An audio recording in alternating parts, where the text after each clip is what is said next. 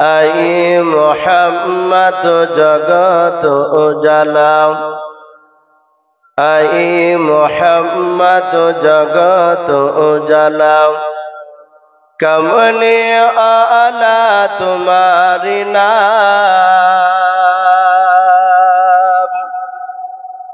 এ মদিনাতে তোমার নামের ডঙ্কা, হযরত ওয়ালা তোমারি নাম, মদিনা আলা তোমারি নাম। এতিম হয়ে আসলেন ভাবে, এতিম হয়ে আসলেন ভাবে, আলামিন ও উপাধি তোমারি নাম। এ দুনিয়াতে তোমার নামের ডঙ্কা, হযরত ওয়ালা তোমারি নাম, মদিনা আলা তোমারি নাম। ফকির দরবেশ বাদশাহ গণের, ফকির দরবেশ বাদশাহ গণের, গলার মালা তোমারি নাম। ওই কিয়ামতে তোমার নামের ডঙ্কা, হযরত ওয়ালা তোমারি নাম, মদিনা আলা তোমারি নাম। আই মোহাম্মদ জগত উজালা, কমলে আলা তোমারি নাম। এ মদিনাতে তোমার নামের ডঙ্কা, হযরত ওয়ালা তোমারি নাম, মদিনা আলা তোমারি নাম। ভাই সবাই আমরা আরেকবার বাপজি মহব্বতে দুরূদ ইব্রাহিমটা পড়িনি। আল্লাহুম্মা সাল্লি আলা মুহাম্মাদিন ওয়া আলা আলি মুহাম্মাদ কামা সাল্লাইতা আলা ইব্রাহিম ওয়া আলা আলি ইব্রাহিম ইন্নাকা হামিদুম মাজিদ। আল্লাহুম্মা বারিক আলা মুহাম্মাদিন ওয়া আলা আলি মুহাম্মাদ কামা বারাকতা আলা ইব্রাহিম ওয়া আলা আলি ইব্রাহিম ইন্নাকা হামিদুম মাজিদ। সাল্লাল্লাহু তাআলা আলাইহি ওয়াসাল্লাম। শ্রদ্ধেয় জনাব, আজকের এই সভার যোগ্যতম সভাপতি মহাশয় ও সম্মানিত আমন্ত্রিত উলামায়ে কেরাম ও আমার সম্মুখের শ্রদ্ধেয় বয়োজ্যেষ্ঠ বাবা জীবনেরা, আমার সমবয়স্ক সমঞ্জস্য যুবক ভাইয়েরা, পর্দার আড়ালের মা বোনেরা, আমার সম্মুখের কচি কচি স্নেহের বাচ্চারা, সকলকে জানাই আমার বুক ভরা ভালোবাসা সালাম। আসসালামু আলাইকুম ওয়া রাহমাতুল্লাহি ওয়া বারাকাতুহু। আলহামদুলিল্লাহ, সমস্ত প্রশংসা সে মহান রব্বুল আলামিনের জন্য, যে মহান রব্বুল আলামিন আমাদেরকে বড় ভালোবেসে রহম করে বিভিন্ন জায়গা থেকে বাছাই করে নিয়ে এসে মহান রব্বুল আলামিন তার রহমতের মজলিসে নিয়ে এসে বসার আমাদেরকে সুযোগ করে দিয়েছেন, আমরা বসতে পেরেছি। তাই মহান রব্বুল আলামিনের দরবারে শুকরিয়া স্বরূপ আদায় করে বলুন আলহামদুলিল্লাহ। ভাই একটু ছোট বড় সকলে আওয়াজ দিয়ে বলে আলহামদুলিল্লাহ। তারপরে পরে আপনার আমার নবী, যিনি ধর্মের গুরু, বিশ্ববরণ্য নেতা, মা আমিনার লাল হযরত আব্দুল্লাহর নাকতে জিগার, যিনি শফিউল মুজনাবিন রহমাতুল আলামিন আকা কামলিওয়ালা, যিনি দুনিয়ার বুকে বাপ দিয়ে হাসলে জান্নাতের মর্যাদা বৃদ্ধি করা হতো, বলুন সুবহানাল্লাহ। সে আকা কামলিওয়ালা আব্দুল্লাহর কলিজার টুকরা জনাবে মুহাম্মদ রাসূলুল্লাহ সাল্লাল্লাহু তাআলা আলাইহি ওয়াসাল্লামের উপরে অগণিত দরুদ ও সালাম বর্ষিত হোক, আল্লাহুম্মা আমিন। ইসলাম দরুদ বাপজি ভাইরা, আমি প্রথমে বলেছিলাম বাপজি খুতবা পড়া পরপরই যে আপনারা ভাই একটু সামনের দিকে একটু গুছিয়ে বসলে, যে জায়গাগুলো ফাঁকা হয়ে আছে ভাই, নবীর কমসে কম একটা সুন্নাত জিন্দা হতো। যারা বসে আছেন আশা করি আমার আওয়াজ অনেকে শুনতে পাচ্ছে। ভাই আমি আপনাদের একটু হাতে পায়ে ধরে বলছি, ভাই একটু এগিয়ে আসে। আমরা জানি যে বিশ্ব নবীজির কথা যারা রসুলের জামানায় মেনেছিল তারা সাহাবায়ে কেরাম, তারা জান্নাতি। আর যারা রসুলুল্লাহর কথা বাপজি মানে নাই তারা ছিল বেঈমান, আবু জেহেল।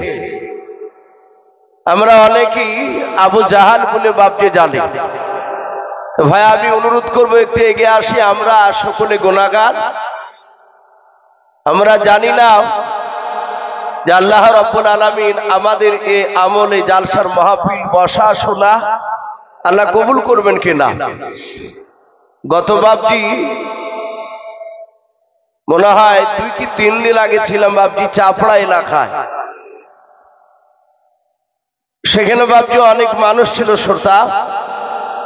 আমার পূর্বেকার একটা বক্তা বলে ফেললেন, যারা সুদ খায় বলে বড় ধরনের যারা গুনাহ করে আল্লাহ তাদেরকে ক্ষমা করবে না, বলে তওবা করলেও মাপ নেই। ওনার পরই বাপজি আমার সময় ছিল। যাই হোক, আলোচনা করে বাপজি উনি দেখছেন ঘরে আছে, যায়নি বাড়ি। আমার জিজ্ঞাসা করছে, এসো ভাই আপনার নাম শুনেছি দেখেনি, আজ আপনাকে দেখলাম, বয়ানও শুনলাম। আমি দেখলাম তাহলে ভালোই হলো কথাটা বলা। ভাই কিছু মনে করবেন না, আপনি যে কথাটা বললেন যে গুনাহ আল্লাহ মাফ করবে না তওবা করলো। আচ্ছা বলুন ভাই, আপনি একজন আলেম, আমি একজন আলেম, কিছু মনে করবেন না, ছোট ভাই হিসেবে বলছি। আপনি যে কথাগুলো বললেন অনেকের মোবাইলে রেকর্ডিং হয়ে গেছে। এই মাহফিলে যারা ওয়াজ শুনছিল তারা সবাই কিন্তু বাপজি নামাজি নয়। এখানে যদি বাপজি গোপনে ডেকে নিয়ে গিয়ে মানুষ জিজ্ঞাসা করলে হয়তো সে অস্বীকার করবে, অনেকে প্রেস্টিজে পড়ে। কিন্তু যদি মদ খায়, জেনা করে, সুদ খায়, এরকম লোককে এমন একটা মেশিন আবিষ্কার করেছে তার বুকে ধরলেই মেশিনটা বেজে উঠবে। আমার বলা হয় অনেক লোক বাপজি ধরা পড়বে মেশিনে, অথচ তারা আসে যে জালসায় যায়। যদি আমাদের দোয়া কবুল করে নেয়, অনেক মাওলানারা দোয়া করবে, অনেক লোক থাকবে, আমি পাপী। কিন্তু আর একটা লোক সে যদি গুনাহগার না হয়ে সে যদি নেককার হয়, আল্লাহওয়ালা হয়, বললাম ভাই তাহলে তার কি আল্লাহ গুনাহ মাফ করবে না? আর একটু বলুন, ওমর যতটা খারাপ ছিল, রাসূলের সাহাবা, যে নবী নিজে বলছেন আমি ওমরের ভয়ে প্রকাশ্যে কলেমার দাওয়াত দিতে পারতাম না, এই কথাটা কম জবর কথা বাপ? ওমর মানুষকে জবাই করে তার রক্তকে চামড়ার মুশুকে ভরে নিয়ে ওমরের দুশমন যাকে জবাই করেছে তার বাপ জিন্দা থাকলে তার বাড়ি থেকে তার বাপকে ডাকতো, এসে বলতো ওমর আমাকে ডাকলে কেন? বলে এই যে চামড়ার মুশুকে রক্ত আছে এটা তোমার বেটার শরীরে রক্ত। বলে আবার বেটার শরীরে রক্ত তোমার এই চামড়ার মুশুকে? বলে আমি কিছুক্ষণ আগে জবাই করেছি, তাকে হত্যা করে আমি তোমার বাড়িতে এসেছি। ওমর ওই রক্ত মুখে করে নিয়েছিলেন, তার বাপের গায়ে ফেলে দিত। আচ্ছা বলে, আমার মনে হয় ওমরের চেয়ে খারাপ, এত খারাপ মানুষ এখানে বাপজি এখনো হতে পারেনি। অথচ সেই লোকটার মতো বাপজি ওমরকে আল্লাহ যদি ক্ষমা করে, আমাদেরকে ক্ষমা করতে পারে না? কথা বলো সুবহানাল্লাহ। বলে নারে তাকবীর। ভাই একটু জোরে তাকবীরটা দি, বলে নারে তাকবীর। মা বোনদের কাছ থেকে, আমার পূর্বেকার বক্তা বলছিলেন যে মা বোনদের কাছ থেকে দান পায়নি, রাজ্জাক ভাই কথা বলছিলেন। এখনই বাপজি মা বোনদের কাছ থেকে টাকা যেটা উঠেছে, আমার মনে হয় ওটা চাদর কালেকশন মনে হয়, তো সেই টাকাটা 40,600 টাকা। বলুন মারহাবা, বলেন আরে তাকবীর। আল্লাহ সকল মা বোনের দানকে কবুল করে নিও গো মওলা। তুমি আমার সকল মা বোনের ঈমানটা হযরতে মা ফাতেমাতু জোহরা রাদিয়াল্লাহু তাআলা আনহার মতো বানিয়ে দাও। বলুন আল্লাহুম্মা আমিন। যেসব মা বোনেরা দান দিতে পারে নাই মওলা, তুমি তাদের ঈমানটা হযরতে মা ফাতেমাতু জোহরা রাদিয়াল্লাহু তাআলা আনহার মতো ঈমান বানিয়ে দিন। বলুন আল্লাহুম্মা আমিন। ইনশাআল্লাহ মা বোনেরা আরো দিবে ইনশাআল্লাহ। তো ভাই আমি বলছিলাম যে উমারের মতো লোকটাকে আল্লাহ ক্ষমা করেছে। তাই ভাই আমি আপনাদেরকে আরেকবার বলবো, বাপজিও দেখেন সব বসে গিয়েছেন ভাই, অনেকে হয়তো পেস্টিজে পড়ে গিয়েছে।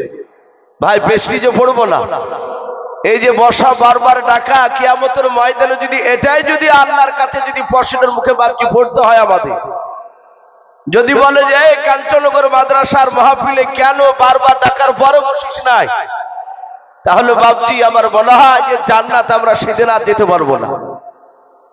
বাপজি আমরা অনেকেই জানি বেঈমান আবু জেহেল, আবু জেহেল বলি জানি, ওর শব্দটা আসলে হচ্ছে আবু জাহাল। কিন্তু আমরা বাংলাতে বাপজি অনেকে দেখেন আবু জেহেলের জীবনীতে পড়লে পাওয়া যায় তার নাম আবু জেহেল, মূর্খের বাপ। এই যে আবু জেহেল লোকটা, এই লোকটা সে জানতো যে আখিরি জামানা রাসূলকে বাপজি আপনার তার অপর যদি মানানো হয় তাহলে মিথ্যা কথা বলা যাবে না। নবীর উপর ঈমান আনলে, নবীকে মহব্বত করলে দাড়িতে ওজন কম দেওয়া যাবে না। নবীর উপর কলেমা পড়লে মিথ্যা কথা বলা যাবে না। কারো কাছে চিটারি করে ধাপ্পাবাজি করে টাকা খাওয়া যাবে না। এটা হচ্ছে বাপজি নবীর উম্মতের শর্ত। এখন আপনারা আমরা বাপজি একটু চিন্তা করব যে আমরা কোন লেভেলের উম্মত হতে পেরেছি। এই যে SIR যে বাপজি ফর্ম উঠেছে, গোপনে অনেক খবর পাওয়া যাচ্ছে বাপজি, সামান্য 5 মিনিটের কাজ বলছে 50 টাকা করে নিচ্ছে অনেকে ফর্মটা ফিল আপ করার কারণে। একটা গরিব মেয়ে বলছে যে আমার কাছে অত টাকা নাই, 25 টাকা আছে। সাথে হাতে বাপজি এইভাবে ধেড়া চিহ্ন দিয়ে দিল, বলে টাকা দিতে পারলে না আমি ফর্মটা আর ফিল আপ করে আমি আর দিতে পারবো না। কিন্তু বাপজি নবী বলছেন সে আলেম হন আর হাজী হন আর যেই বেটা হন না কেন, আমি মাওলানা ইউসুফও যদি হই, ওই তরিকায় যদি বাপজি না পড়তে পারি তাহলে আমিও বাপজি আল্লাহর কাছে নাফরমান বান্দা। বেঈমান আবু জেহেল বাপজি সে জানতো যে বিশ্ব নবীজির কলমা পড়লে এই সব চিটারি সব করা যাবে না, 2 নম্বরই করা যাবে না। জানার পরও বাপজি রাসূলুল্লাহকে বাপজি আবু জেহেলরা অনেক প্রশ্নের সম্মুখীন বাপজি তারা ফেলেছিল। আপনারা সকলেই জানেন রহমতের দরদি নবী জনাবে মুহাম্মদ রাসূলুল্লাহ সাল্লাল্লাহু তাআলা আলাইহি ওয়াসাল্লাম আমার বিশ্ব নবীকে বাপজি একদিন আবু জেহেল সোজা সোজা আসে নাই, সে নবীকে অনেক দিক দিয়ে দেখেছে, রাসূলুল্লাহকে বাপজি হেনস্থ করতে পারেনি। হাদিসে পাওয়া যায় বেঈমান আবু জেহেল বাপজি রাসূলুল্লাহর কাছে এসে বলছে, এই ভাতিজা, তুমি বলো তিনি এই কাবা শরীফে মক্কা নগরে যে মসজিদে হারাম রয়েছে কাবা শরীফ, ওখানে কটা দরজা আছে বলতে পারবা? আর ওই দরজার ওই যে মসজিদে নববী মক্কা নগরের মসজিদ দুটোকে প্রশ্ন করছে, বলে বললো অপরে যে আপনার চালা করা আছে, কটা খুঁটি দেওয়া আছে, কটা ওই গাছের ডাল দেওয়া আছে। আল্লাহ রাসূল চুপচাপ দাঁড়িয়ে, মহান রব্বুল আলামিন সম্রাট জিবরিল আলাইহিস সালাম কাবা শরীফকে তুলে নিয়ে বলছেন, হে রাসূল আপনি তাকে থেকে দেখুন আর গনে গনে উত্তর দেন, বলুন সুবহানাল্লাহ। নবী সব গুলো উত্তর দিলে আবু জেহেল দেখলো বেটা মনে হয় নামাজ পড়তে গিয়ে ওসবগুলো হয়তো মনে রেখে চলবে, বলে দিল। আবু জেহেল সঙ্গে সঙ্গে সেখান থেকে বেরিয়ে এসে সে বাড়ি চলে আসলো। আসার পর বেঈমান আবু জেহেল তার অর্ধাঙ্গিনী বিবিকে ডাক দিয়ে বলেছিল, ওরে আমার বিবি শুনে নাও, তুমি ঘরের বাইরে দেখো কেউ বসে আছে, কেউ দাঁড়িয়ে আছে কিনা তুমি লক্ষ্য করে দেখো। আবু জেহেলের বিবি চারিদিকে লক্ষ্য করে দেখার পর বলেছিল, ওগো প্রাণের স্বামী কেউ নাই। বলে বাড়ির বাইরে কেউ নাই? বলে না, কেউ দাঁড়িয়ে নাই। আবু জেহেল বেঈমান ডাক দিয়া বলেছিল, বিবি রে, দরজাগুলো তুমি বাড়ির বন্ধ করে দাও, ঘরের জানালাগুলো বন্ধ করে দাও। জানালা দরজা আবু জেহেলের বিবি বন্ধ করে দিলাম। বন্ধ করার পর বেঈমান আবু জেহেল বাপজি আগলার দিকে আপনার তাকে থেকে যেন কি যেন খোঁজাখুঁজি করেছিল। বেশ কিছুক্ষণ ধরে তাকাতাকির পর একেবারে ছোট ছোট বাপজি কাকর পাথর, বাপজি একেবারে পাথরের কুচি। বেঈমান আবু জেহেল 1 2 3 4 করে বাপজি গনে নাই। আবু জেহেল বেঈমান পাথরগুলো বাপজি হাতে তুলে নিলাও। নেয়ার পর হাতের মুঠ বাঁধার পর এইভাবে আবু জেহেলের পাঞ্জাবির পকেটে বাপজি ভরে নিল হাতখানাও। আবু জেহেলের বিবি বলেছিল, প্রাণের স্বামী তোমার কি পাগল হলো নাকি, পাগল হয়ে গেলে নাকি, তুমি বলে নাও। বলে এই আগলের উঠোনের পাথর নিয়ে গিয়ে তুমি কি করবা বলো?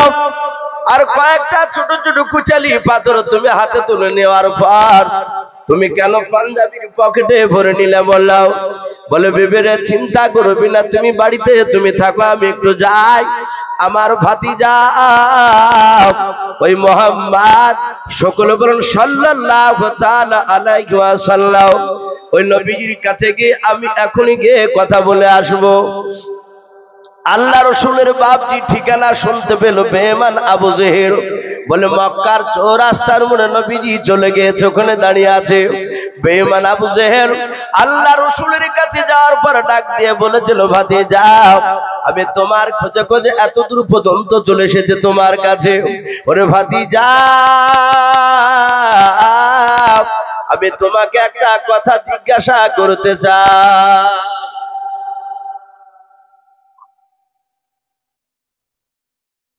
আল্লাহ রসুল ডাক দিয়ে বলেন, চাচা আপনি বলুন কি বলবেন আমাকে। আবু জেহেল বলল, ভাতিজা তুমি কলমার দাওয়াত দিচ্ছ, তুমি আখিরি জামানার পয়গম্বর দাবি করেছো। বলে হ্যাঁ। ডাক দিয়ে বলল, ভাতিজা শুনে নাও, তুমি অনেক কিছু খবর দাও, তুমি মাটির তলকার আযাবের কথা পর্যন্ত তুমি বলো। ওরে ভাতিজা তাড়াতাড়ি বল, আমার হাতের মুঠোতে কি ভরা আছে তুমি কি বলতে পারবা? আল্লাহ রসুল বাপজি মুচকে হাসি দিয়ে বলেন, চাচা আপনার হাতের ভিতর যা ভরা আছে, আপনি যা তুলে নিয়ে এসেছেন চাচা, অতি কথা বলবে না, আপনি আমার জবান থেকে কথা আপনি বলা শুনবেন, বলেন। আবু জেহেল বলল, ভাতিজা তোমার জবান দিয়ে না বলে আমার হাতের ভিতরে যা ভরা আছে তাতে কি কথা বলবে? বলে হ্যাঁ। বলে চাচা আমি যে কলমার দাওয়াত দিছি। বলে হ্যাঁ। এই কলমা তোমার হাতের ভিতরে যা ভরা আছে মুষ্টির ভিতরে তাতেই উত্তর দিবে, কলমা পড়বে। আবু জেহেল বলে, এটা হতে পারে কে করে? বলে এ ভাতিজা কই তুমি আমার হাতের মুঠি থেকে কথা আওয়াজ বের করাও দেখে। আল্লাহ রসুল বাপজি ইশারা করলেন, সঙ্গে সঙ্গে বাপজি হাতের ভিতর থেকে পাথরের কুচে গেল। ছোট ছোট পাথরগুলো আওয়াজ দিয়ে পড়তে লাগলো, কলমা লা ইলাহা ইল্লাল্লাহ। ভাই একটু মহব্বত বড় রাত্রি বেলা লা ইলাহা লা ইলাহা ইল্লাল্লাহু মুহাম্মাদুর রাসূলুল্লাহ সাল্লাল্লাহু তাআলা আলাইহি ওয়াসাল্লাম। আবু জেহেল অবাক হয়ে গেল, বলে কি করে সম্ভব? আমরা তো দেখেছি মুহাম্মদ সাল্লাল্লাহু এই বড় ধরনের জাদুঘর। আমার বিশ্ব নবীকে বেঈমানরা বলেছিল, হে মুহাম্মদ, সকলে বলুন সাল্লাল্লাহু আলাইহি ওয়াসাল্লাম, মক্কার চৌরাস্তার মোড়ে দাঁড়িয়ে হাজার হাজার বেঈমানকে সামনে নিয়ে বলেছিল, এই ভাতিজা, রাত্রিবেলা তুমি কি আকাশের চাঁদ দ্বিখণ্ডিত করতে পারবা? নবীজি বলেছিলেন, আল্লাহ যদি করায় আমি করে দিতে পারবো। বেঈমানেরা বলেন, আমরা দেখিলাম নবীজি এইভাবে মক্কা নগর থেকে দাঁড়িয়ে শুধু চাঁদই ইশারা করলে, আর একটাই চাঁদ দুই টুকরা হয়ে বাপজি মক্কার দুই দিকে বাপজি আপনার পড়ে গিয়েছিল। বলুন আলহামদুলিল্লাহ। আবার সেই চাঁদের টুকরা গিয়ে আবার জোড়া লেগে গেল। আবু জেহেলরা জানতো যে মুহাম্মদ সাল্লাল্লাহু আলাইহি ওয়াসাল্লাম বেশ একটা জাদুকর লোক। এর জাদু জমিনে চলে না, আকাশে চলে। পাথরটা বাপজি আপনার তোলা দেখে, তার পাথরের কথা বলা দেখে চিন্তা করলো যে মুহাম্মদ সাল্লাল্লাহু আলাইহি ওয়াসাল্লাম পাথরও জাদু করেছে। কিন্তু বাপজি আমরা রসুলকে চিনতে না পারলো, বিশ্ব নবীকে পাথররা, গাছগুছালি, জঙ্গলের অবলা জানোয়ার, পশু পাখিরা তারা রাসূলুল্লাহকে চিনতে পেরেছিল। বলুন সুবহানাল্লাহ। তারা নবীজিকে বাপজি দেখে তারা গুনগুন করে সালাম দিত। নবীর সাথে যারা যেত তারা লক্ষ্য করে দেখতো নবী তার সাথে যেন কথা বলছে। ভাইরা আমার, বাবা জীবনেরা, আমার বিশ্ব নবীজির অর্ধাঙ্গিনী বিবি খাদিজাতুল কুবরা রাদিয়াল্লাহু তাআলা আনহা তখনও বাপজি রাসূলকে বাপজি বিয়ে করে নাই। নবীজি খাদিজার বাড়িতে বাপজি গোলাম হিসাবে ছিলেন। কিন্তু খাদিজা, বিশ্ব নবীজি খাদিজার বাড়িতে দিন চারেক থাকাতে খাদিজা নবীজির চালচলন, তার উঠা বসাও দেখে তিনি অনুভব করেছেন ইনি যে কোনো মানুষ নয়, ইনি নিশ্চয় আখির জামানা রাসূল হতে পারে। খাদিজা মনে মনে চিন্তা করলো, এই যদি সত্যিকারী রহমাতুল লিল আলামিন নবী হয়, আমি আবার চাচা ওয়ারকা বিন নওফলের কাছে পড়েছি, সেই যদি নবী হয় তাহলে ওকে দিয়ে আমার ছাগল চড়ানো এটাও চরম বেয়াদবি। খাদিজাটা মনে মনে চিন্তা করছে। চিন্তা করে দেখলো, না, একে আর ছাগল চড়াতে দেওয়া হবে না, একে আমি ব্যবসা করতে দিই। ছাগল চড়ানোর চেয়ে ব্যবসাটা একটু মোটামুটি সম্মানজনক কাজ। রাসূলকে ডেকে বলে, এই মুহাম্মদ, আপনারা সকলে বলুন সাল্লাল্লাহু আলাইহি ওয়াসাল্লাম। নবীজি 25 বছরের যুবক এসে বলেন, খাদিজা আমাকে ডাকলেন কেন? খাদিজা নবীর পা থেকে মাথা পর্যন্ত তাকাচ্ছেন আর চিন্তা করছেন, আহারে, এ যদি সত্যিকারের নবী রাসূল হয়ে যায় আমার জীবন ধন্য হয়ে যাবে। বলে, আমি তোমাকে 15 দিনকার মতো ব্যবসা করতে পাঠাবো, তুমি পারবা ব্যবসা করতে?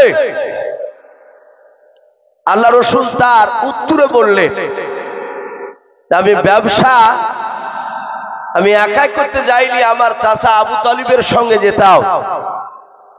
আমি পূর্ণাঙ্গভাবে ব্যবসা একাই করতে না পারলেও একটু ব্যবসা ভঙ্গিমা একটু বুঝি। আমি চাচার কাছ থেকে গিয়ে ওগুলো লক্ষ্য করেছিলাম। খাদিজা আবু তালিবকে নয়, বিশ্ব নবীকে ব্যবসা করতে দিবে। খাদিজার দুটো চাচাতো ভাই, একটার নাম মাইসারা আর দ্বিতীয় চাচাতো ভাইটার নাম ছিল মুমাইয়াজা। তারা দুজনাই যুবক। তাদের দুজনকে খাদিজা গোপনে ডেকে নিয়ে যে বলছে, এই মাইসারা, মুমাইয়া, যাও, আমার বাড়িতে এসেছে আবু তালিবের ভাতিজাও আব্দুল্লাহর ছেলে, তাকে আমি 15 দিনকার মতো আমি ব্যবসা করতে পাঠাচ্ছি। আমার ব্যবসায় লস হলে তোরা যেন তাকে কিছু বলবি না। কিন্তু শোন মাইসারা, মুমাইয়া, যাও, এই মুহাম্মদ সাল্লাল্লাহু আলাইহি ওয়াসাল্লামের সঙ্গে যেতে গিয়ে দেখবি তার চরিত্রের মধ্যে কোনো খারাপ তুই ব্যবহার দেখতে পাবি কিনা। কোন ফল পাবি কি সেটা একটু লক্ষ্য করে দেখবি। সেটা এসে আমার কাছে এসে বলবো ওই ব্যবসা ও মাল কাউকে ফ্রিতে কেওয়া দেখে লাভ নেই। তোরা এমন ভাবে যাবি তোদেরকে যে আমি সিআইডি শুরু পাঠিয়েছি এটা যেন জানতে না পারে। মাইশারা মুমাইয়াজা 15 দিন নবীজির সঙ্গে বাবা ব্যবসাতে কাটালেন। 15 দিন ব্যবসা করার পর আল্লাহর নবী বলেন খাদিজা আমি তোমার কাছে ব্যবসার হিসাব দেওয়ার জন্য আমি দাঁড়িয়ে আছি, তুমি হিসাবটা নিয়ে নাও। খাদিজা বলল ভাই মোহাম্মদ তোমাকে এখনো হিসাব দেওয়া লাগবে না, তুমি বাড়ি চলে যাও, তুমি 3 দিন পর তুমি আসবা, নাহলে আমি তোমার কাছে মানুষ দিয়ে ডাকে পাঠাবো। আল্লাহর নবীজি বাপজি বাড়ি চলে গেলেন।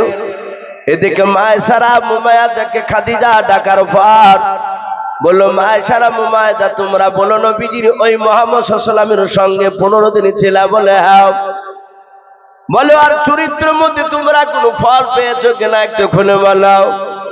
মায়েশারা মুমাইয়াজা খাদিজার কাছে হাত ওখানা জোড় করে বলেছিল ওরে খাদিজা ওই মুহাম্মদের চরিত্র ব্যাপারে তুমি শুনতে চেয়েছো বলে হ্যাঁ। ওরে খাদিজা শুনে নাও, তোমার এলাকা থেকে যখন পার হয়ে যখন ব্যবসার দিকে রওনা নিয়েছিল মোহাম্মদ আগে আগে যাচ্ছিল, আমরা দুজন ভাই পেছন পেছন যাচ্ছিলাম। আমরা দেখলাম জঙ্গলের দিককার গাছ ডালগুলো নিয়ে নিয়ে রে ভাই আমার বিশ্ব নবীর সাথে তারা গুনগুন করে কি যেন কথা বলছিল, বলুন সুবহানাল্লাহ। খাদিজা বলল আর কি শুনেছো? বলে দেখলাম জঙ্গলের পাখিরা পর্যন্ত তার কাছে এসে চিহি করছে, দেখলাম রাস্তা দিয়ে যাওয়ার সময়। আর তোমার গোলামি মুহাম্মদ সাল্লাল্লাহু আলাইহি ওয়াসাল্লাম সে যেন ঠুট লড়ে যেন কি বললো, অনেকগুলো পাখি তারা উড়ে চলে গেল। খাদিজা বুঝতে পারলেন যে ইনি আখিরি জামানার পয়গম্বর হতে পারে। সম্মানিত ভাইরা আমার বাবা জীবনেরাও, মক্কা নগরে বাপজি খাদিজাতুল কুবরা শুধু নয়, কিন্তু এদিকে বেঈমান আবু জেহেল এ বাপজি জানতো যে মুহাম্মদ সাল্লাল্লাহু আলাইহি ওয়াসাল্লাম মনে হয় একটা বড় ধরনের জাদুকর হবে। তাকে গোটা রাত বাপজি ঘুমাতে দেয় না, ঘুম হারাম হয়ে গেছে। যে পাথরে কথা বলল, সকাল বেলায় বাপজি উদবা সাইবা আবু সুফিয়ান আবু লাহাব আরে বেঈমান আবু জেহেল এই কুখ্যাত বেঈমান 5 লিডারের বাপজি তারা গোপনে মিটিং শুরু করলো। বেঈমান আবু জেহেলের সামনে নাজার ইবনে হারিসার উকবা বিন আবি মুইত এরা দুই বেঈমান তারা ডাক দিয়ে বলেছিল গো বাদশাহ ও আবু জেহেল আমাদের নেতা শুনে না, আমার মনে হয় মক্কা নগরে কোন মানুষকে দিয়ে এভাবে সময়টাকে নষ্ট করবেন না।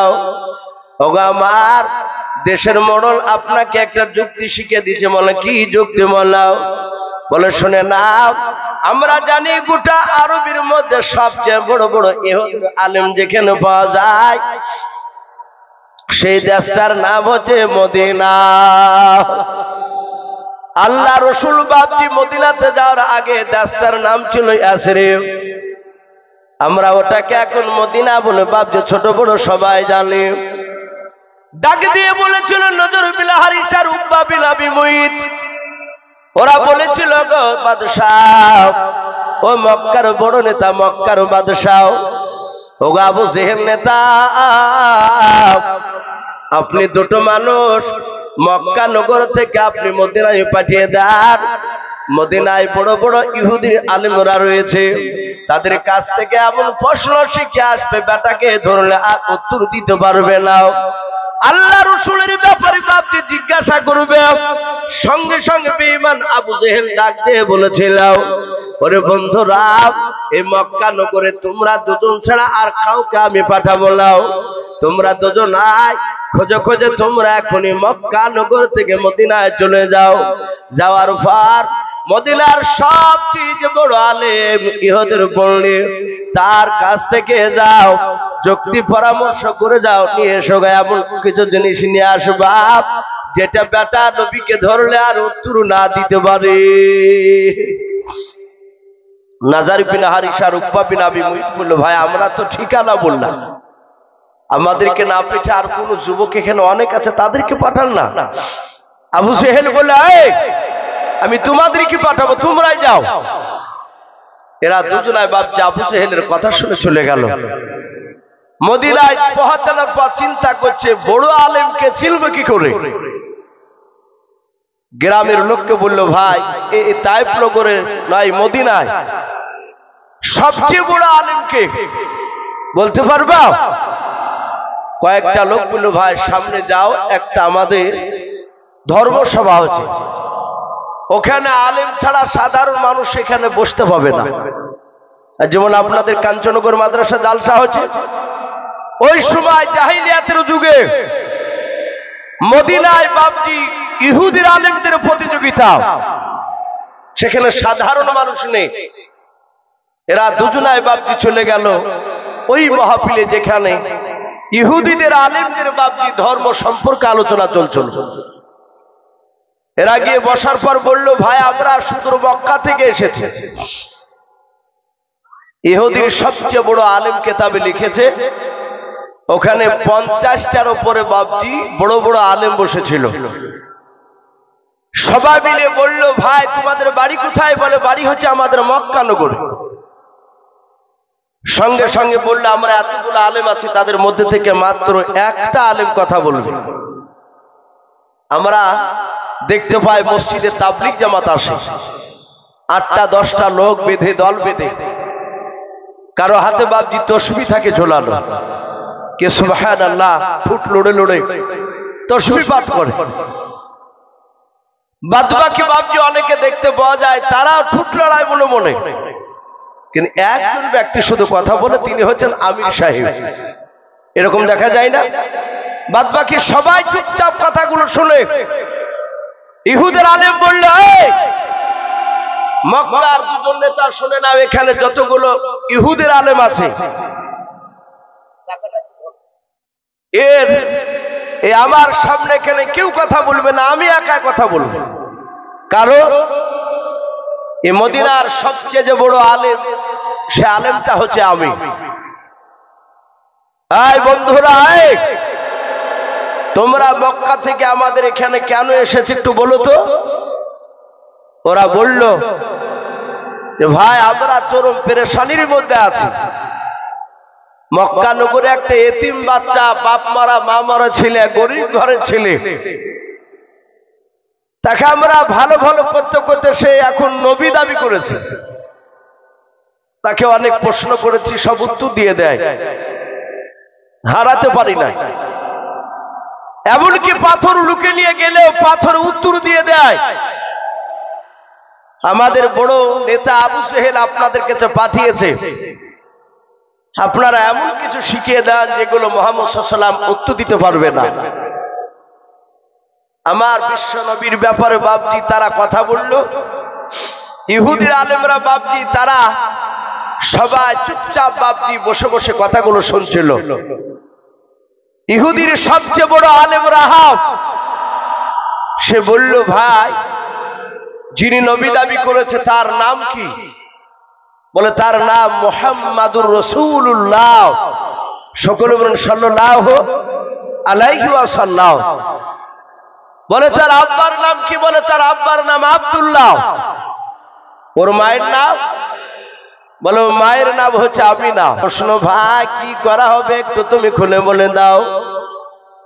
ইহুদের আলেম রাহাব বলেছিল, ভাই 3 নাম্বার প্রশ্ন করবা, ওকে জিজ্ঞাসা করবা, এই আল্লাহর নবী তুমি যে নবী দাবি করেছো, তুমি যদি সত্যিকারী নবী হও, তুমি আসার বহুদিন আগে, কয়েক শত বছর আগে, শুনে নাও, তুমি তাদেরকে জিজ্ঞাসা করো, তাকে জিজ্ঞাসা করবাও, আসাবে কাহাবের ঘটনাটা তার মুখ থেকে তোমরা শুনবাও।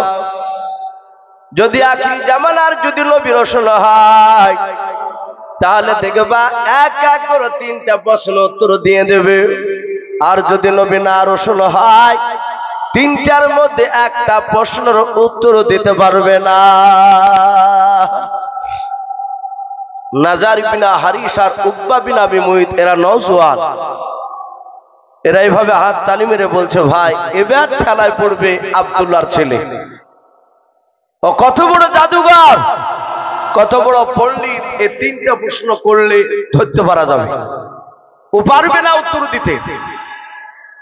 এরা দুজনায় বলল ভাই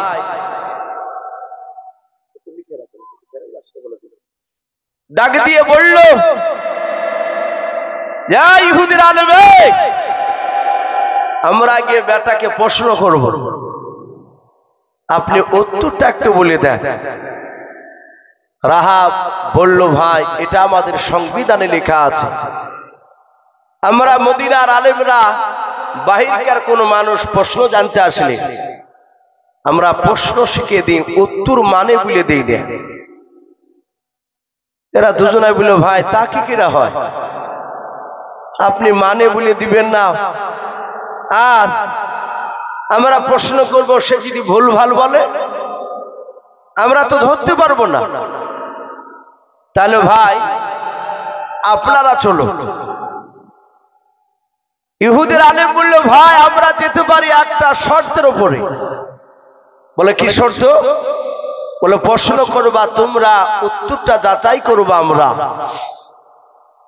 উত্তরটা যদি মুহাম্মদ সাল্লাল্লাহু আলাইহি ওয়াসাল্লামের আমাদের ফর্মুলা মোতাবিক হয়ে যায়, ইহুদের আলেমদের মোতাবিক, তাহলে যতগুলো ইহুদের আলেম যাব আমরা সবাই মিলে তার হাতে হাত দিয়ে কলমা পড়ে মুসলমান হব। জোরে বলুন সুবহানাল্লাহ। এরা বলছে ভাই আপনার হাত হচ্ছি যায় না, গেলে বিপদ।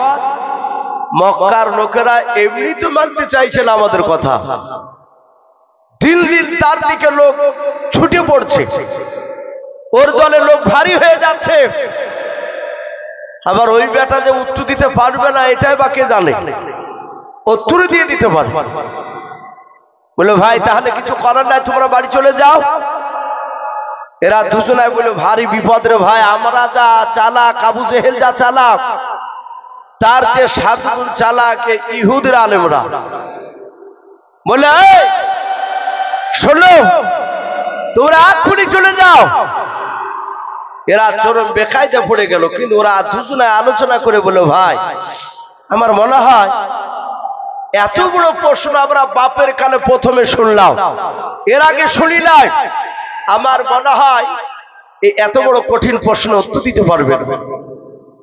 চলো ভাই, এরা আলেমরা যেতে চাইছে, চল না এদেরকে নিয়ে যাও। একটু ধমকে ধমকে কথা বলবো যেন বেটা থতমত লেগে ভয় যেন উত্তর না দিতে পারে। বললো ইহুদির আলেম আপনারা চলুন।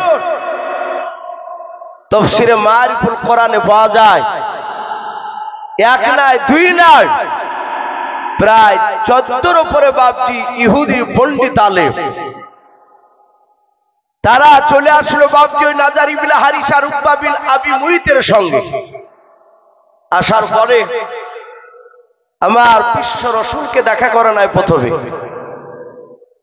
নাজার ইবনে হারিস আর উকবা বিন আবি মুইত তারা এসে ইহুদের আলেমদেরকে ডেকে নিয়ে এসে আবু জেহেলকে ডেকে নিয়ে বলল ভাই এ দেখেন এরা আমাদের বাড়ির আমাদের দেশের মেহমান।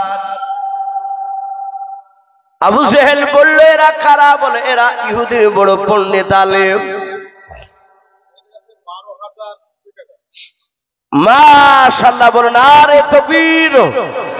এই দেখেন মা বোনদের কাছ থেকে একবার 40,600 এসেছিল, আবার এখন বাপজি 12,820 12,820 আবার এসেছে। বলুন আলহামদুলিল্লাহ। বলেন আরে তাকবীর। আল্লাহ সকল মা বোনের দানকে কবুল করুন, বলুন আল্লাহুম্মা আমিন। ভাই ইনশাআল্লাহ আশা রাখছি আবার হয়তো মা বোনেরা আবার টাকা তুলে আবার পাঠাবো।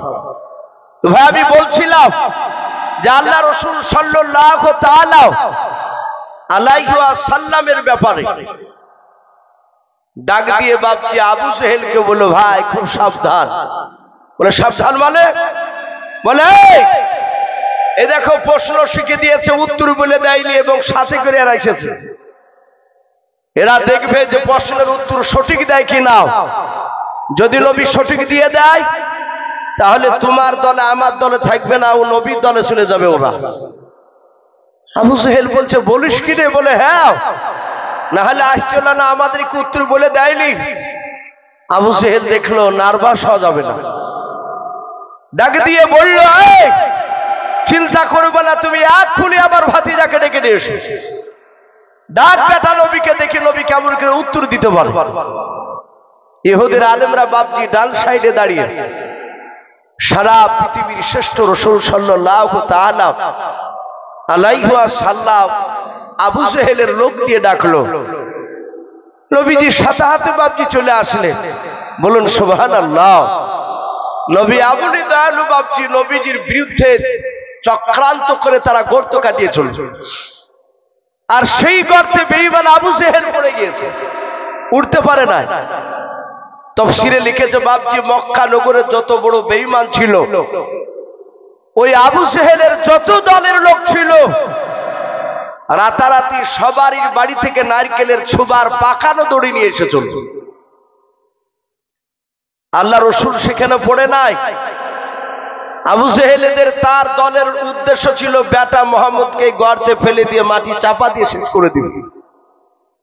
কিন্তু আবু জেহেল যা চক্রান্তকারী, তার চেয়ে চক্রান্তকারীকে জোরে বলুন, আমার আল্লাহ বসে আছেন আসমান। এই আবু জেহেল বাপজি ঘুরতে গিয়ে নিজের গর্তে নিজে পড়ে গিয়েছে। একে যখন তুলতে পারলো না, বলে ভাই আপনাকে উঠাবে কি করে এই গর্ত থেকে? আবু জেহেল ডাকতে বলেছিল, বন্ধুরাও এই বেটা মোহাম্মদকে ফেলার জন্য গর্ত কেটেছে, এটা মোহাম্মদ জানে, লোকেরাও জানে, আমার দলের মানুষেরাও। এই রাত্রিবেলায় যদি তোমরা আমাকে উঠাতে না পারো তাহলে আবু জেহেলের দাদাগিরি আর চলবে না রে ভাই। বলে এখন কি করা যায়? আপনাকে তো হাত ধরে আর তুলতে পারা যায় না, হাত পাই নাই। আবু জেহেলের লোকেরা সবাই গর্তের অপর থেকে বাপজি মাথাটা নিচু করে বাপজি কথা বলে। আবু জেহেল ডাক দিয়ে বলল, ভাই গভীর রাত্রি বেলায় তোমাদের বাড়ি থেকে 50 থেকে 60 হাত একটা দড়ি নিয়ে এসো। এই গর্তটা আমরা 25 হাত গর্ত কেটেছি, এটা আমরা সকলে জানাও। 50 থেকে 60 হাত দড়িখানা অপর থেকে তোমরা নামাবা, আর আমি তোমাদের নেতা আবু জেহেল দড়িখানা চেপে ধরবো, তোমরা টেনে ওঠে নেবা, মানুষেরা জানতে পারবে না। ওই রাত্রিবেলা আবু জেহেলের বাপকে লোকের গোপনের বাড়ি থেকে, বন্ধুর বাড়ি থেকে বাপকে একটা দড়ি নিয়ে চলে আসলাম। দড়িখানা বাবা যখন নামে দিয়েছে বেঈমান আবু জেহেলকে তোলার জন্য, 60 হাত লম্বা দড়িখানা বাপজি সব নামিয়ে দেওয়ার পর আবু জেহেলের লোকেরা অপর থেকে বলেছিল, হুজুর আমরা দড়িখানা নামিয়ে দিয়েছে, আপনি ধরুন। আবু জেহেল বলে, ভাই আমি গর্ত থেকে তোমাদের দড়ি হাত পাই নাই। বলুন সুবহানাল্লাহ। আবার আবু জেহেল বলে, আর একটা দড়ি নিয়ে এসো।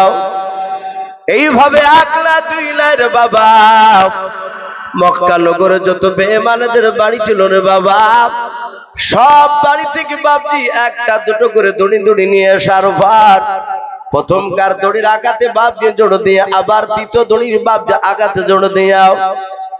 এইভাবে 1 না 2 না রে বাবা, মক্কার সব বেঈমানদের দড়িগুলো বাবা যত নামিয়ে দেয় আমার আল্লাহ, তত বেঈমান আবু জেহেলকে গভীর তলদেশে নামিয়ে দেয়।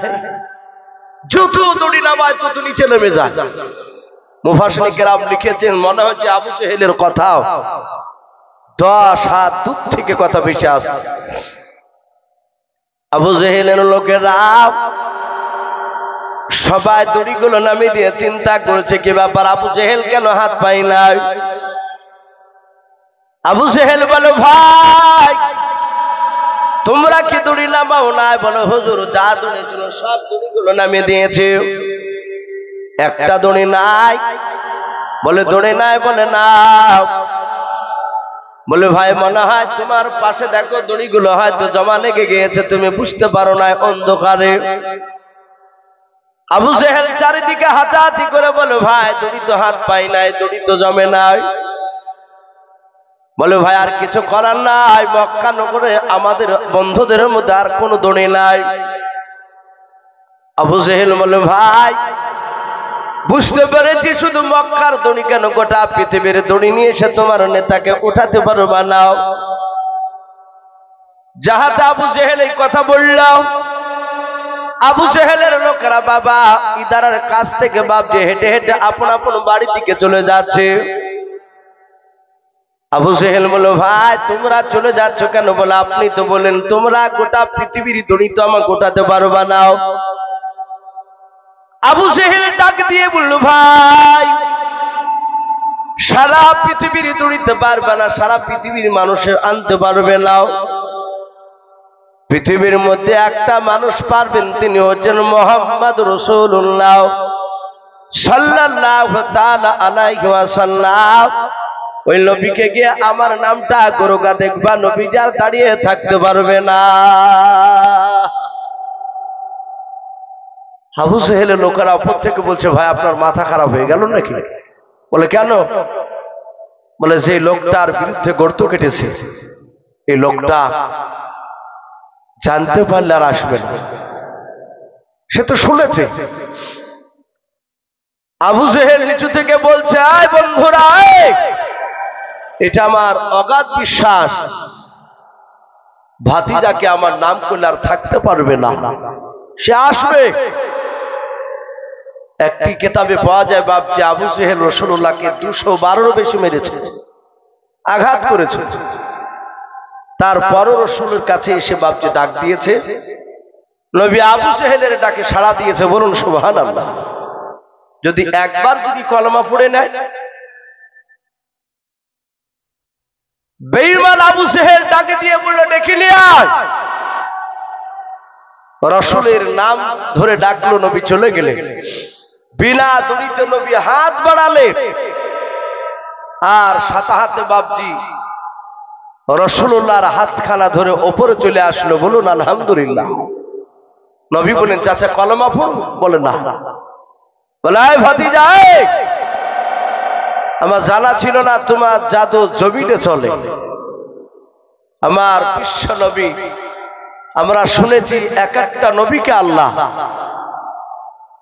দুটো, তিনটা, চারটা, পাঁচটা, 10টা পর্যন্ত বাপজি মুজিজা আল্লাহ দান করেছিলেন এক একটা নবীকে। আর আমার আপনার আমার রাসূলকে বাপজি গোটা কোরআনটাই মুজিজা হিসেবে পাঠিয়েছে। বলুন আলহামদুলিল্লাহ। নবীর অনেক মুজিজা। হায়াতুস সাহাবা বলে বাপজি একটি কিতাব, হায়াতুস সাহাবা, উর্দু কিতাব, এখন বাংলাতে বেরিয়ে গেছে আলহামদুলিল্লাহ। পড়বে ঠান্ডা হয়ে যাবে, শুধু সাহাবাদের কথা।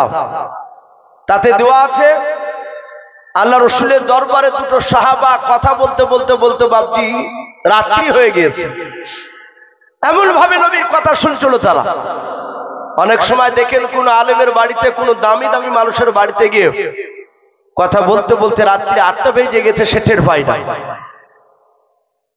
বলে হুজুর কিছু মনে করবে না, রাত 8টা বেজে গেছে, আর থাকা যাবে না।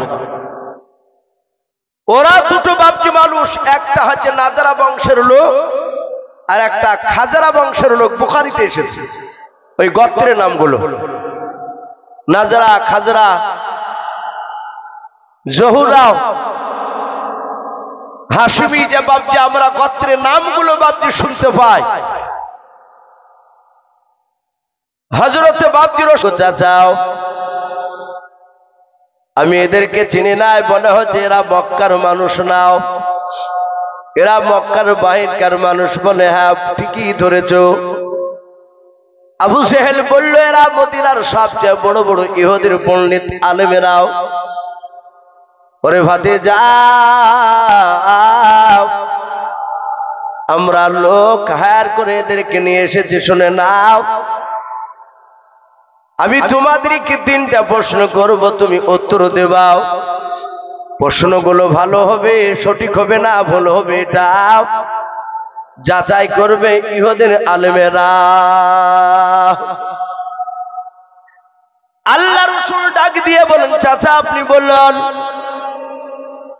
আবু জেহেল বেঈমান ডাক দিয়ে বলল, ভাতিজা প্রথম নাম্বার তুমি বলে ইয়াসআলুনাকা আনির রূহ।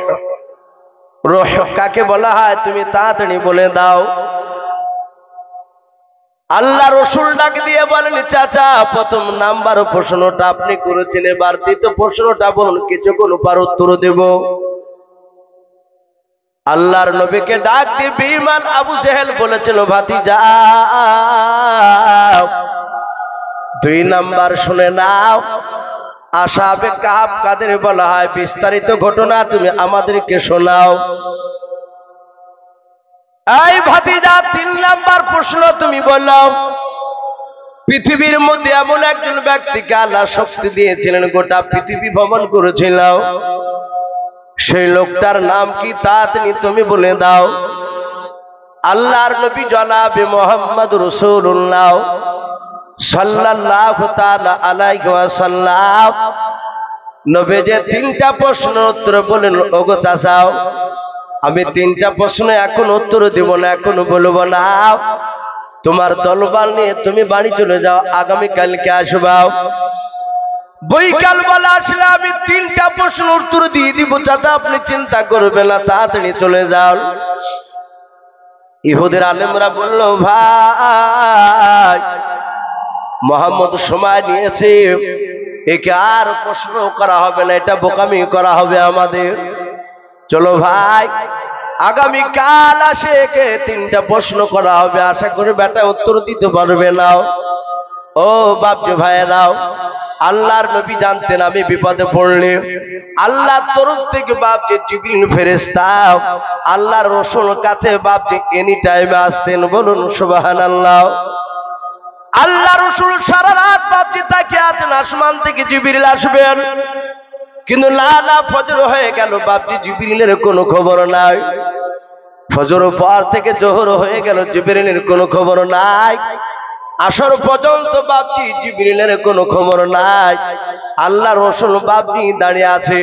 আবু জেহেলের লোকেরা ইহুদির আলেমরা বাপজি আবু জেহেল সহ আসার উপর আল্লাহর নবীজিকে বলল, ও ভাতে যাও তাড়াতাড়ি বলো, তোমাকে যে 3টা প্রশ্ন করেছে 3টা প্রশ্নের উত্তর দিয়ে দাও। প্রথম নাম্বার বলে ইয়াসআলুনাকা আনির রূহ। রূহ কাকে বলা হয়? আসহাবে কাহফের ঘটনা বলো, আর ওই ব্যক্তির নাম যে ব্যক্তি সারা পৃথিবী ভ্রমণ করেছিল তার নামটা তুমি বলো। আল্লাহ রাসূল সাল্লাল্লাহু তাআলা আলাইহি ওয়াসাল্লাম হ্যাঁ কিংবা কিছুই না বলে রে বাবা শুধু চুপচাপ চিন্তা করতেছেন, কেন জিবরিল আলাইহিস সালাম তিনি আমার দরবারে আসলেন না। একটা মানুষ বাপজি আপনার বাড়িতে প্রতিদিন যদি যায়, হঠাৎ করে দেখবেন সে লোকটা 2 দিন আসে না, এমনি স্বাভাবিক চিন্তা হবে কেন লোকটা আসলো না, আমার কি এমন ব্যবহার পেল। আল্লাহ রাসূল উত্তর দিতে পারলেন না। নবী শুধু চিন্তা করছে জিবরিল কেন এলো না। বাপজি আমার সোনা লালেরা, আবু জেহেলের দরবার ইহুদির আলেম তারা বলল এই লোকটা সত্য নবী নয়, ই ভণ্ড নবী,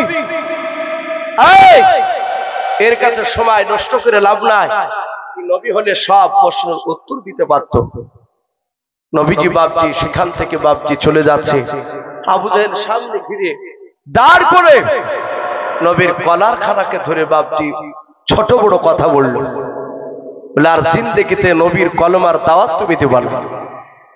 এই ভাতিজা, তুমি এবার থানায় পড়েছো, তুমি একটা উত্তর দিতে পারোনি।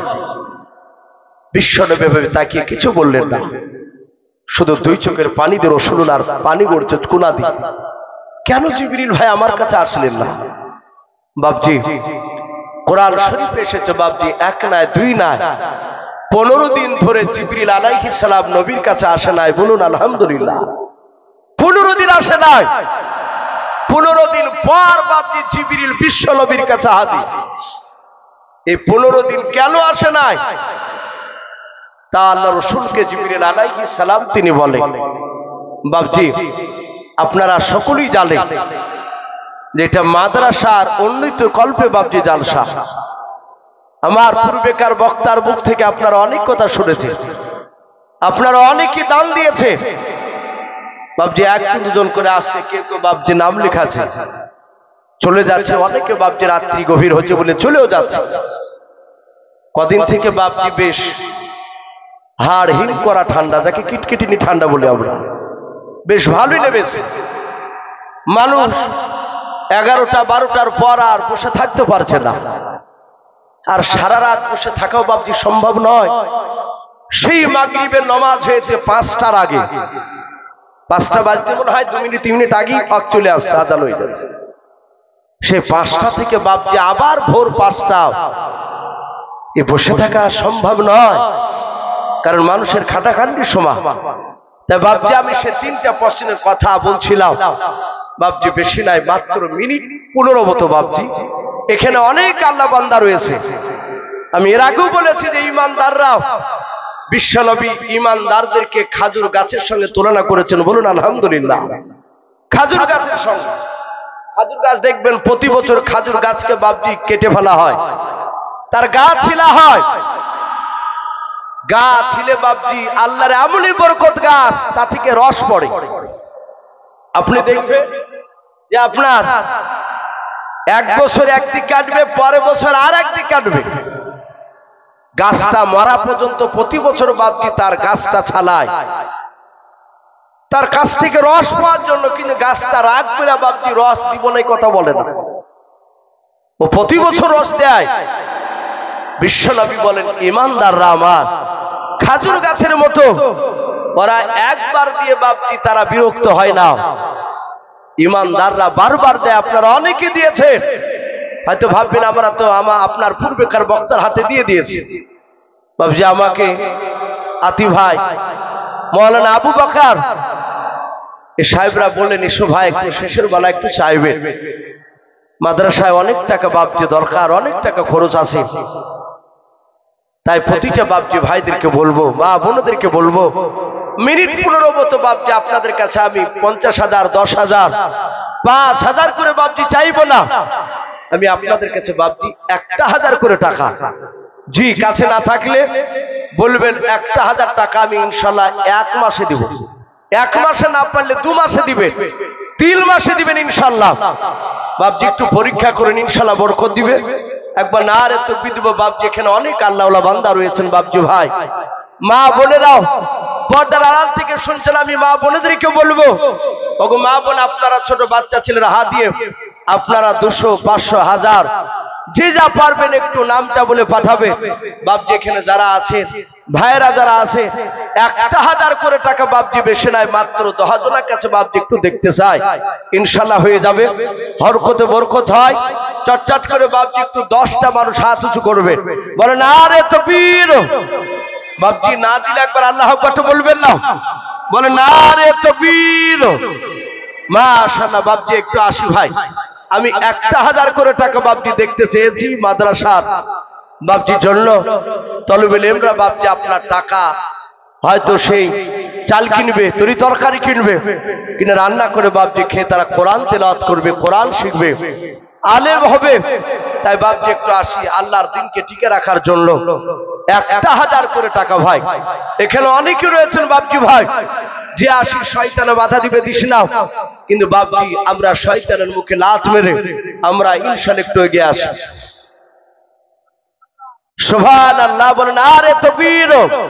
এই বেনামিতে দেখো বান্দা কোথায় যে ছিলাও, গভীর রাতে এসে দেখো 1000 টাকা দিলাও। 1000 টাকা বলে মোলা করিও না হেলাও, নেকের খাতায় মোলা লিখে গো মেলাও। যা সাথী যে নিয়াতে করিয়াছে দান, দানকে কবুল করো তুমি সবার। আর একজন বেনামিতে দেখো ভাই আমার এখানে যে ছিল কি না ছিল দেখো দানে বোঝা গেল। যোগ্য বাপের যোগ্য ছিল এখানে আসিয়া 500 টাকা দান দিল মাদ্রাসা বানাবো বলিয়াও। যার সাথে যে নিয়াতে করিয়াছে দানকে কবুল করো তুমি সবার।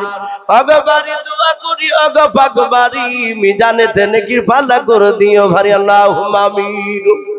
বাপজি আসি ভাই। আর একজন বেনামিতে দেখো ভাই আমার কোথায় যে ছিল নবীর নাম শুনে দেখো 1500 টাকা দিলাম। যার সাথে যে নিয়াতে 1500 টাকা করিয়াছে দানকে কবুল করো তুমি রহমান। অগবারি দোয়া করি ওগো পাকবারি মিজানিতে নেকির পাল্লা করে দিও ভারি। আর দোয়া করি মোলা তাহার জন্যতে সুখে শান্তি রেখো তুমি দুনিয়ার বুকে। আল্লাহুম্মা আমিন। নারে তাকবীর। ভাই কি চটচট করে আসি ভাই শোনা। এখানে অনেক বাপজি ভাই আছে ইনশাআল্লাহ কিছু গনেদের রাও রাসূলের জামানায় সাহাবারা বাপজি তারাও জানের প্রতিযোগিতা করতেন। বলুন সুবহানাল্লাহ। মালেরও প্রতিযোগিতা জানেরও প্রতিযোগিতা। আমার বিশ্বনবী অবাক হয়ে যেতেন সাহাবাদের ঈমানের জোর দেখে। আপনারা সকলেই জানেন ইসলামের ইতিহাসে বাপজি সর্বপ্রথম যে যুদ্ধ হয়েছিল সেই যুদ্ধটার নাম ছিল বদরের যুদ্ধ। ওই যুদ্ধে বাপজি কাফেরদের সংখ্যা প্রায় 1000-এর উপরে আর সাহাবাদের সংখ্যা ছিল মাত্র বাপজি 313 জন।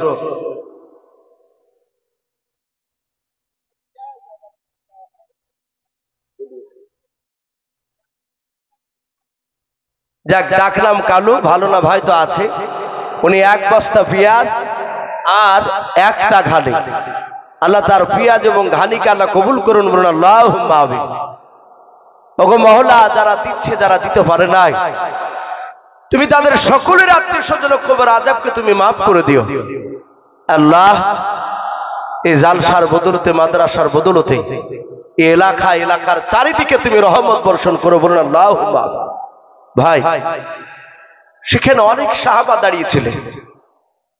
নবীজি বললেন ওগো সাহাবা ইসলামের প্রথম যুদ্ধ বদর হবে ওই প্রান্তরে কাফেরদের সঙ্গে কারা যুদ্ধ করতে যাবে। সবাই হাত উঠিয়েছিল। এমনকি দুটো ছোট ছোট বাচ্চা ছেলে মাদ আর মুআব্বিস রাদিয়াল্লাহু তাআলা আনহু বাপজি তারাও দুই ভাই। তারা যুদ্ধের বাপজি আপনার করার মতো তাদের বয়স হয়েছিল না। তারা ছোট বাচ্চা ছেলে তাদের ঈমানের এত জোশ। আমার বিশ্বনবী বলেছেন কারা কারা জান দিবে বদরের প্রান্তরে জানি না তারা জিন্দা ফিরে আসবে কিনা। ওগো সাহাবারা বলল আফিকুল শেখ নামে দেখো বান্দা কোথায় যে ছিলাও নবী নাম শুনে দেখো 500 টাকা দিলাও। 500 টাকা বলে মনে করিও না হেলাও নেকির খাতাই মোলা লিখিও গো মেলাও। যার সাথে জিলিয়াতে করিয়াছে দানকে কবুল করো তুমি সবার। অগবারি দোয়া করি অগ পাকবারি মিজানেতে নেকির পাল্লা করে দিও ভারি আল্লাহুম্মা আমিন। মসজিদে নববীতে বাপজি রাসূলুল্লাহ বসে ওদের দুজনার ঈমানের জোশ দেখে রাসূলুল্লাহ হাসছে। মাদ আর মুআব্বিস লাস্টে তারা বাপজি কুস্তি করেছিল। তাদের উদ্দেশ্য ছিল বেঈমান আবু জেহেলকে জবাই করব। ওকে জবাই না করে আমরা পানি পান করব না। বাপজি সেদিন সাহাবায়ে কেরামরা জান পর্যন্ত তারা প্রতিযোগিতা লাগিয়েছিলেন জানের বাজি। আর জান নয় বাপ আজ কিছু আমাদের ধন সম্পদ থেকে বাপজি কিছু টাকা কিছু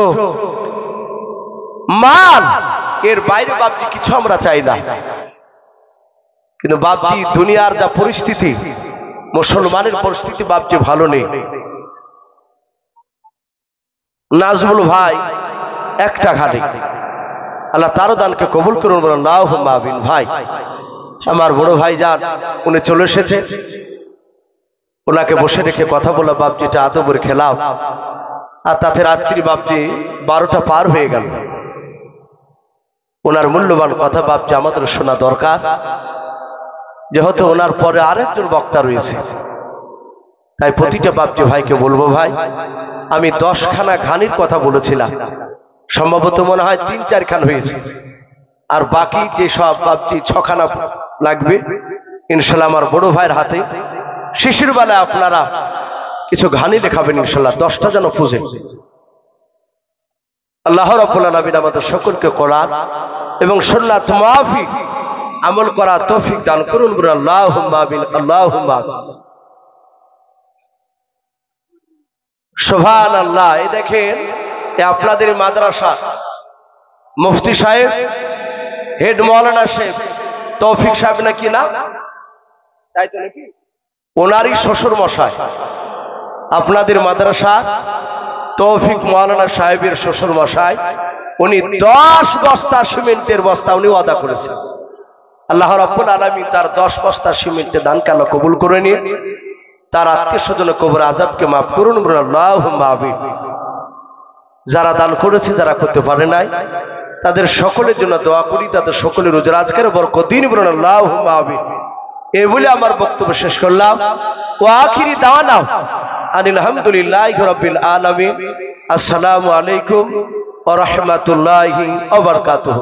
ভাই আমরা যারা এদিক ওদিক জন্য ছাড়া হয়ে আছি, ভাই আমরা এসে ভিতরে বসে যাই, আমরা কে চলে যাব না, ওনার বক্তব্য ইনশাআল্লাহ আমরা শুনি। এই মাদ্রাসার শেষ মোনাজাত নিয়ে